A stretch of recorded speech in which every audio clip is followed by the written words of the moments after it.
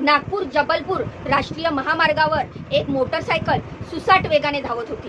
गाडी चालवणाऱ्या व्यक्तीच्या डोक्यावर हेल्मेट होतं, खांद्याला लटकवलेली बॅग आणि पाठीमागे स्वतःच्याच पत्नीचा बांधलेला मृतदेह, सोबतच याचा पाठलाग करणारी पोलिसांची फोर व्हीलर।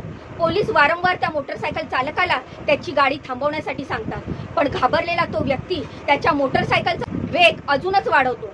या घटनेचा 1.5 मिनिटाचा थरारक असा व्हिडिओ सध्या सोशल मीडियावर प्रचंड व्हायरल होतोय।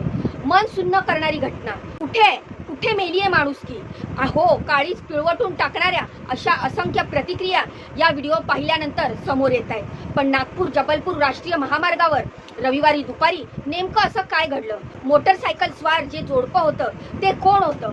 पोलीस तपासामध्ये कुठली धक्कादायक बातमी समोर आलेली आहे? व्हायरल व्हिडिओ मागची सर्व स्टोरी काय आहे हे संपूर्ण जाणून घेऊया या व्हिडिओच्या माध्यमातून।